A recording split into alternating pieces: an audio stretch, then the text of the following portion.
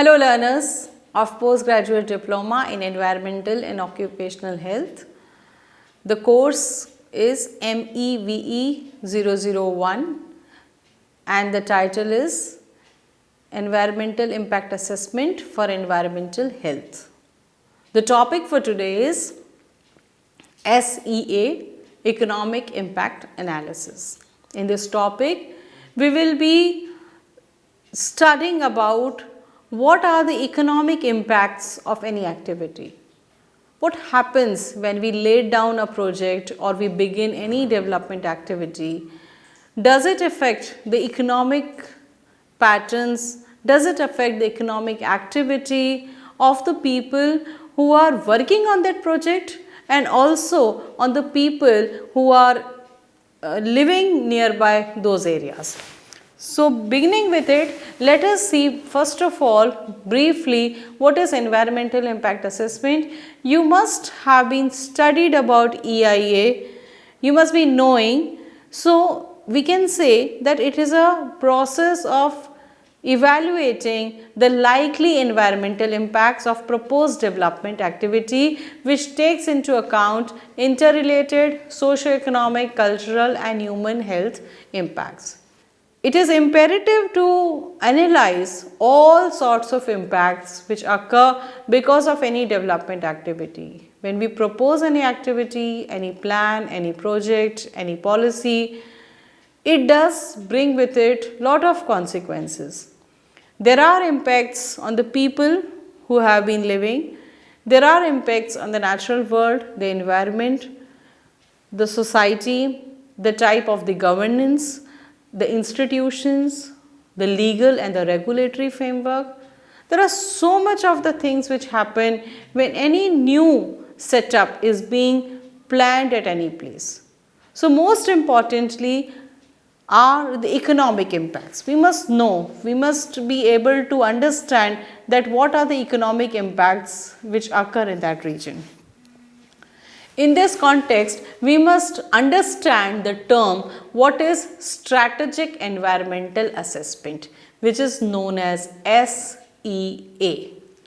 SEA, that is strategic environmental assessment, aims to mainstream environmental issues into economic development by adopting the principles of green economy for decision making in project.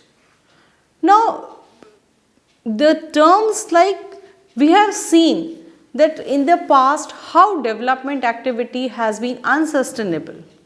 Today we are witnessing the problems of environmental pollution and degradation of all sorts, whatever we are seeing all around. It is all because of unplanned development which has taken place in the past. So, SEA, that is strategic environmental assessment, says that we must include the principles of green economy in our development plans. So, what is a green economy? Green economy is carbon neutral, resource intensive economy, which sees that because of any activity there should not be or there should be minimum carbon emissions taking place. And there are certain principles of green economy. The well-being principle, that the health and well-being of the people should not be compromised at any cost. Then there is a principle of justice. The economic development should not be such that it brings inequality in the society, that there is a divide between the rich and the poor.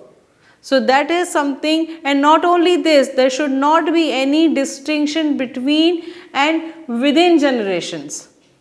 Then there is a principle of planetary boundaries. We must understand our limitations of the natural capital which we have on our planet. There is a principle of efficiency and sufficiency, which means sustainable consumption, sustainable production. All these things are very important, and the last principle of green economy is governance, good governance particularly. That means it aims to strengthen our rules, our institutions, our governing bodies, So when we talk about strategic environmental assessment, particularly, we must see that all these principles of green economy are taken into consideration when we do our development activity, when we are planning any development activity. So what is economic impact assessment? Economic impact assessment means assessment of the impact of a project on the wider economy, which can be direct, indirect, induced or fiscal. Students, please understand this, that this does not mean particularly on an individual level. Economic impact assessment means that we have to assess that this development activity, how it is going to impact the economy on a wider scale, on the wider economy, how the region's economy will be affected, how the state's economy will be affected, and what will be the likely consequences of this project, maybe in terms of the direct impacts, indirect impacts, induced impacts or fiscal impacts. Will there be any? So because this type of exercise is very essential, because we are investing a lot of capital, lot of money in the development activities, and after that if we find that it has not led to any kind of economic development, it is going to be a futile exercise. So what are the economic effects? And they are actually the effects on the level of economic activity. What is the revenue generating source in that region at present? Will this dam bring with it that much of electricity that people in the nearby villages will be able to water their fields properly? Will it generate electricity that there will be electricity in the homes of the people? Will this highway connect major cities so that people can move out and have their jobs and employment? So these are some of the answers which we must know before beginning of this activity. And this has been ascertained, they are different from the individual user benefits of a particular facility or service. Say for example, if we plan to set up any airport, we are not concerned with how the individual user will be benefited by this facility or by this amenity. But on a wider scale, larger scale, we see that bringing in airport in this region will bring in the economic development of the region as a whole. So these are, we have to understand that economic impact doesn't relate to any one user or any individual, but it relates to the impact of the economic development on a larger scale or that whole region. And economic impacts also lead to fiscal impacts. Government expenditures, government tax regimes, government revenue collection, all these factors are impacted by these economic effects which are brought about by these development activities. So many a times it has also been seen that these economic impacts lead to fiscal impacts, the changes in the tax patterns laid down by the government. What are the objectives of economic impact analysis? To estimate the economic impact of projects, events and policies, to know that what will be the impact, what will be the expenditure, what will be the capital involved, what will be the outcome, what kind of jobs will be created. So these are the, you are just estimating the economic impact, measure the overall contribution to the economy at various levels. So in terms of this, we are overall, what will be the contribution to economy at various levels, from the primary level to secondary level to tertiary level. Is it going to make any difference at these levels? The economic output, the economic development, is it going to change at different levels? And also to justify the value of the project in economic terms. So how far it may be useful in other terms, but economically, is it a viable solution? Is it a, you can say, is it worthy to be done at this place? So this type of economic impact assessment is a very important activity, particularly in present day times, where we know that most of the times our money goes waste when we are not able to reap the benefits that we have thought we would be getting because of these activity.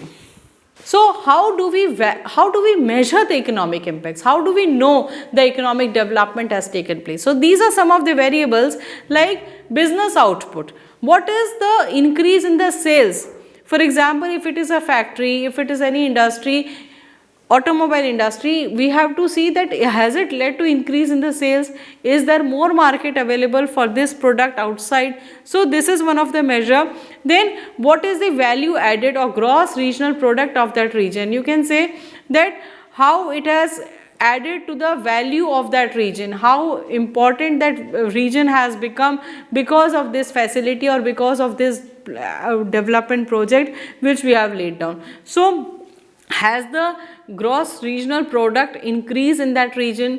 Then wealth, that is including property values, has the value of the land in that region gone up because of this? You can say because of any industrial park, because of any other project that you have put in. So what is the state of affairs of the property or the land value in that region?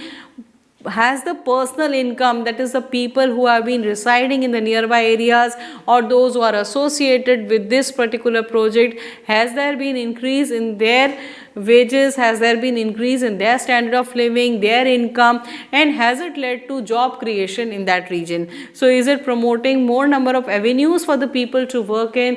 Is it creating more opportunities so that people can work in that enterprise setup? So these any of these parameters in from business output to value to wealth to personal income and jobs, we can use this to calculate that how economic impacts have been ascertained and how fruitful it has been to have this activity in this region in terms of the economic development.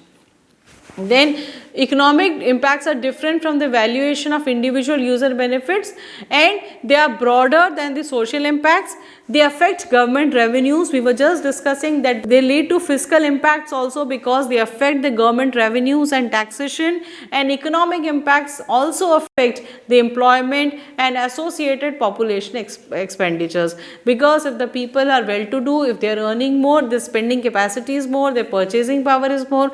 So automatically this is a vicious cycle, and in turn it leads to the economic growth of that region, and that is one of the important objective of doing any such type of plan or laying any such type of a project. So we were talking about direct, indirect and induced economic impact. We must understand what is the difference between these terms. For example, direct impacts are related to expenditures pertaining to the construction and operation of an industry.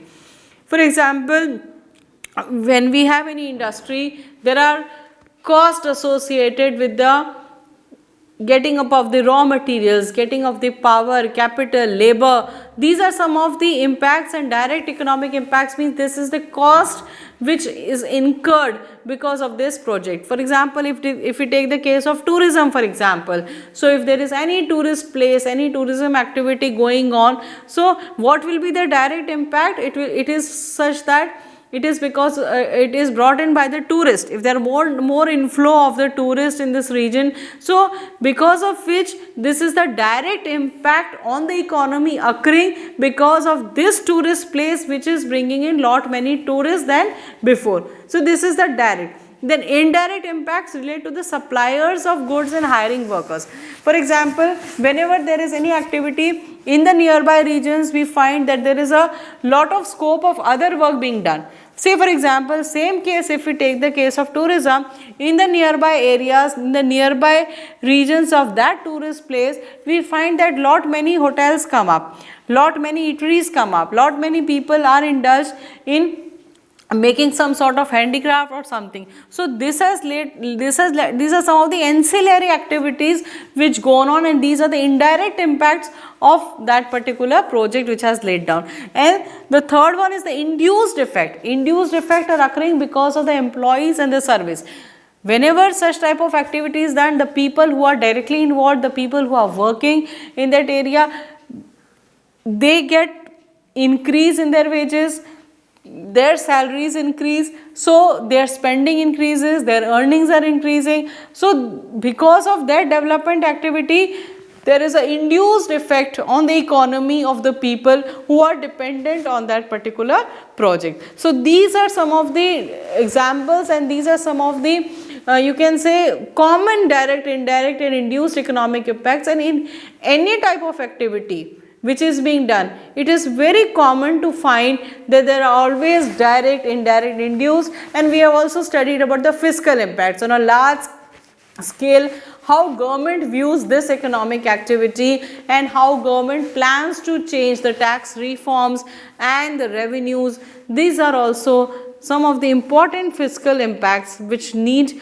and which have occurred because of several plans and policies in the past. So one of the important tool in this regard is cost benefit analysis, and it involves the identification, organizing information and monetary evaluation of anticipated economic and social cost and benefits of proposed public initiatives. This is one of the tool, because when we talk about impact assessment in terms of economy, it is very imperative to conduct the cost benefit analysis. We know that what cost we are putting in for this planned activity and what are the benefits in terms of economy we are proposing to get. However, cost benefit analysis has a limitation in that sense that it assigns every activity, it assigns the monetary value, which is not possible in many of the cases. Because the same example, if we talk about the tourism, it is not possible to calculate how the tourists are feeling and how refreshed they have become by coming at this place. We cannot convert it into the monetary terms. However, for this impact analysis and for this economic impact calculations, cost benefit analysis is generally used to calculate that what kind of feasibility of the project is there in the long run. So while concluding, this can be said that one of the important aspect of environmental impact assessment is economic impact assessment, which takes into account the economy of the region. Because whenever we plan any project, any policy or any program we are putting in, we have certain cost we have calculated which is already associated with it. But we always propose that whenever any type of activity is taking place, there will be some kind of the output in terms of economic gains, and that is the motto of economic development. And one of the main considerations is, in the past we have seen that we want development. People who are living in the villages, people who are living in the rural areas, they always feel that the region is not developed. So one of the important criteria of development we have always put is that if any industry comes, if railway line comes, if any dam is built, we said that these are the signs of development which has taken place. So we can say that it leads to economic development of the region and of the people as a whole. But however, a proper exercise in terms of economic impact assessment must be rigorously carried out to know that what are the economic condition of the people in that region at present and how far this activity will be successful in generating more income in that region, so that people will be prosperous, people will be living of well, and altogether there will be economic development in the region. Thank you.